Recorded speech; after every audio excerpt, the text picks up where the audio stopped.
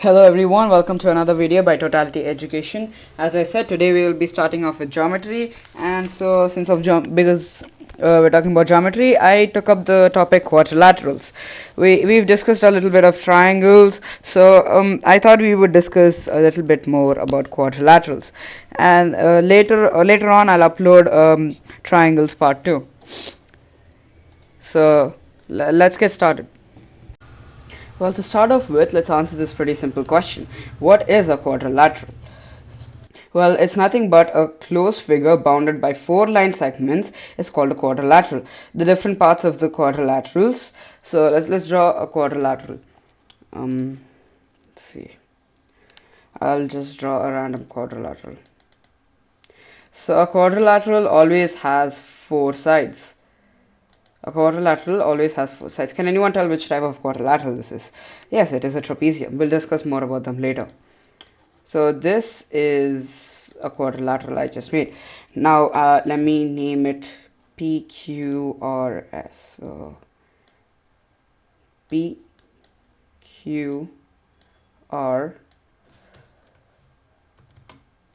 PQR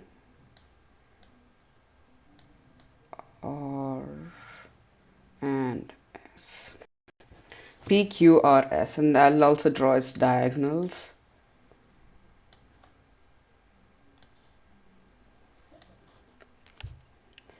So let's say they intersect at the point O. Now the different parts of quadrilateral. There are four vertices, P, Q, R, and S. There are four sides, PQ, QR, RS, and SP. There are four angles, angle P, angle Q, angle R, angle S. There are two diagonals, PR and SQ. Four pairs of adjacent sides, PQ and QR, QR and RS, RS and SP, and SP and PQ. Two pairs of opposite sides, PQ and PQ and RS, and SP and RQ. Uh, Four pairs of adjacent angles, angle P and angle Q and angle R, angle S and angle R, and angle S and angle P. Two pairs of opposite angles, angle P and angle R, angle Q and angle S. So this is all about a quadrilateral, so how it looks and etc. and all of that. The sum of the four angles of a quadrilateral always equals to 360 degrees.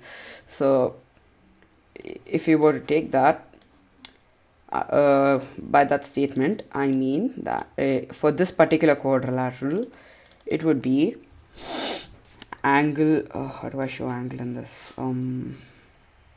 I'll show angle with parentheses, okay? This parentheses means angle for now, because I'm not able to type angle, so it would be that angle P plus angle P plus angle Q plus angle R plus angle S all equal to 360 degrees. So so this is the property of all quadrilaterals. The sum of their four angles equals 360 degrees. Next, we'll move on to the types of quadrilaterals. The part 2 of this video will mostly be about parallelograms. For this video, we're only going to discuss about the types of quadrilaterals. So there are many different types of parallelograms. So let's start off with a few. So first type we have is a trapezium.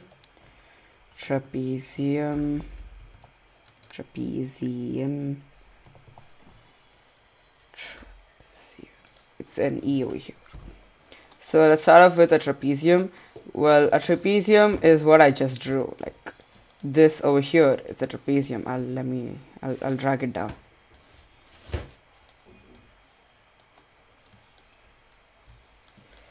So this over here is a trapezium. So, trapezium, what is a trapezium? It's like two sides are always parallel to each other, and the other two sides are not. So that means, so what are the parallel sides in this trapezium? It's SR and PQ. So these two lines are parallel to each other. So this is a trapezium. So in a quadrilateral, if one pair of opposite sides is parallel to each other, then it is called a trapezium. In the given figure, SR and PQ are parallel to each other, hence PQRS is a trapezium. Now, there's something called an isosceles trapezium. An isosceles trapezium is something like this. It is almost the pretty same, except it's that this line and this line are equal and this line both are parallel. So the parallel sides remain the same, except the only difference is that the non-parallel sides, they both are equal. So in a trapezium, if the non-parallel sides are equal, then it is called an isosceles trapezium. In the figure, in the figure, okay, let me name this D, C, A, B, A, and B. So in this figure, DC and AB are parallel and DA equals CB. Hence ABCD is an isosceles trapezium. Next, another type of quadrilateral is a parallelogram. Under parallelogram, we have many other types of quadrilaterals. That's why the next particular part will be about parallelograms. That will be part 2. So we have parallelograms. Parallelogram. It's not that hard to pronounce. Come on, parallelogram. In a quadrilateral, if both pairs of opposite sides are parallel, then it is called a parallelogram. So, let's see.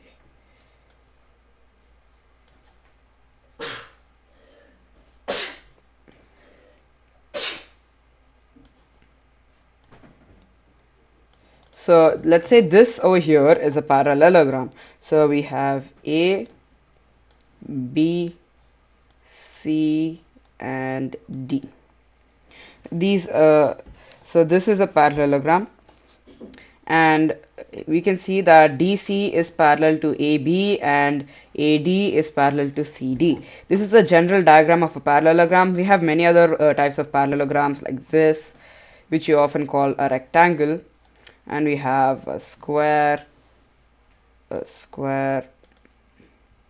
and we also have a rhombus. We have a rhombus.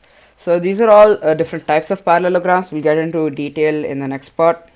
So in the above figure, so this is a figure, AB parallel to CD and BC parallel to AD, hence ABCD is a parallelogram. In a parallelogram, opposite sides are equal. Well, that means that angle C equals angle A and angle D equals angle B. Well, it's pretty simple how we got this. Well, if we take two parallel lines, and we put a transversal in the middle, we know that this angle, so we know this angle equals this angle. We draw another transversal here. So this angle will also be equal to this angle, and this angle will also be equal to this angle. So using this whole thing, so over here the transversal for DC and AB would be CB and DA, and for AB, I mean AD, it would be the transversal would be DC and AB for parallel lines AD and CB. So so using this parallel lines and transversal stuff, we can find which all our angles are equal and etc. I will be making a video on this particular topic soon, so stay tuned. So this is a parallelogram. In a parallelogram, diagonals need not be equal, but they bisect each other. What does that mean? Now, if I were to draw a diagonal in this parallelogram,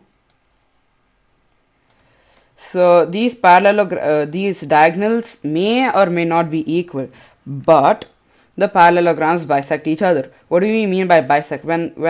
So let's say that DB is bisecting AC. That means this point, let's name it O, is the midpoint of AC. That means AO equals COC. And in the same way, AC is bisecting DB, so that means that DO is equal to OB. The diagonals may not always be equal, but when they intersect, they always bisect each other. So under this we have rectangles. Rectangles also possess the same property. That's why they come under parallelograms. And like that we have square and we have rhombus, etc.